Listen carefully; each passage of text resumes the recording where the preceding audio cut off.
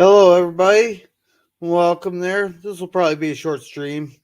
Mike hasn't shown up yet, but I thought tonight we could talk about one of my favorite movies. It's called The Patriot, but it's a film that was directed by Roland Emmerich. There, that stars Mel Gibson, Heath Ledger, Isaac. Uh, what's his last name? He plays Lucius and Lucius and Harry Potter and Lorca and Discovery. I can't remember his last name. Then I also had Rene Aubernois. He played Odo on Deep Space Nine. I probably pronouncing his name wrong because I can't speak French worth of crap. But anyhow, uh, I just think it was a really well made movie. There, and it makes you think. What would you have done in Benjamin Martin's place there? You just wanted to sit back, be left alone, and tend to his farm. But he gets thrown into this war that he didn't even want to happen. It has very memorable quotes in it. For example, there's one that's when they gets called to an assembly there. Why should I trade one tyrant for 3,000 miles away for 3,000 tyrants 1 mile away? And that's actually a really good point. Like, would you rather just deal with the one or have to deal with the 3,000? Because you may have all it may have all started with good intentions, but as history proven, so we all seem to go back to the same pattern. As history may not repeat, but it sure does rhyme. But I don't think I'd mind living that simple life there back there on the farm there. I think it's kind of a funny joke though that you can't make. Oh, I should probably say there's gonna be some spoilers in this. But anyhow, I think it's kind of funny how you can't make a rocking chair. He tries to be the carpenter, but I guess that just proves you gotta when you gotta just do what you can. Make do with what you have. But I was wondering, oh hey there, Captain Trek. How about you feel free to come up here if you want to. But the one thing with the Patriot there it's a nice paced movie there. I think it did the battles real well. It's really well directed there. And I like the foreshadowing it had in it when they talk about the wilderness campaign. And when they finally did reveal that, man, that shit sent shivers down my back. Cause well spoiler alert, they reveal what they ended up doing to the Indians there, and that made the Indians want to break off their treaty with the French during the French and Indian War. But I wonder how many of the people kept their uniforms from when during the French and Indian War when they're fighting in the colonies there, because he see that he kept his uniform there with his old hatchet.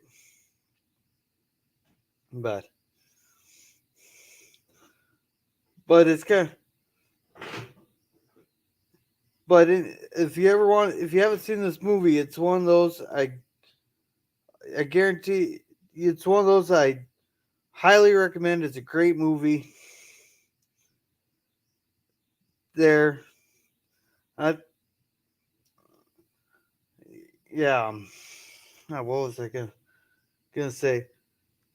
There's really a lot of memorable quotes in that movie. And it makes you think back if history sometimes is repeating itself. Because you can see some of the similarities from now and from then. There, one of my funniest moments was when 18 of Benjamin Martin's guys were captured in the there, and he goes to free them there. He They just take a bunch of straw dummies with stolen uniforms they had there, and he goes, "You gotta stop targeting my officers. We gotta act like gentlemen, even during." Oh, hey there, simple Jack. Well, welcome there. I won't be able to catch your stream tonight, Jack. It's movie night there. We're watching Leprechaun 3 and 4. But as I was saying there, it made me laugh so hard when he said we have to act like gentlemen in war, and Benjamin Martin just smugly replies, "Well, the conduct of your officers is your measurement of gentlemen. I'll take that as a compliment." I think that's one of my favorite quotes from there. But yeah, it's kind of funny there. They did some foreshadowing there when they got a hold of was it Colonel Wallace's journal there, and you could tell in when they're reading it, just even a smugness of came out of his journals there when they were talking about how much he knew about warfare and all that, and they managed to use his pride against him in the final battle. But I'm actually surprised there in the final battle there, it didn't turn into a meme where when Benjamin Martin picked up the flag, was running down the battlefield there, screaming to hold the line, to hold the line. I'm actually very surprised. I haven't seen too many memes on that.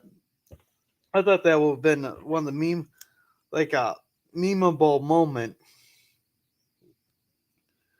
But I don't know. I'm kind of going all over this with the film there. But the one thing I will say about this film is they didn't get the accuracy of the muskets very well, because the muskets weren't the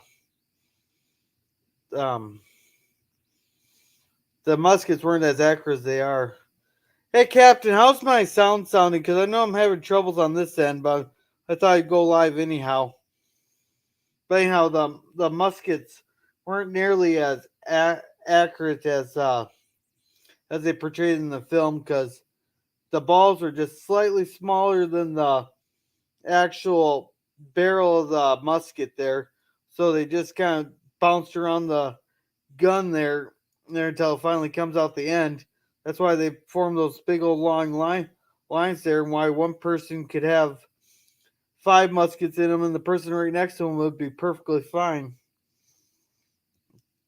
Which is, I didn't find that out till relatively later on there. But it's a great movie.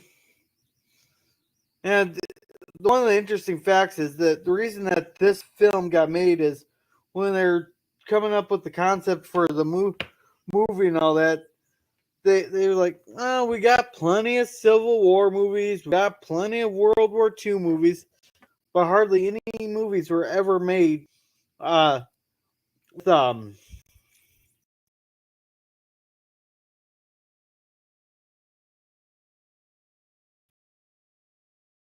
story, but it's actually based on about four different guys there, and the British weren't really as bad as they're portrayed in the movie, but you always got to have that mustache twirly that they made him out to be. But anyhow, I'm gonna keep this short. I'm actually having computer problems.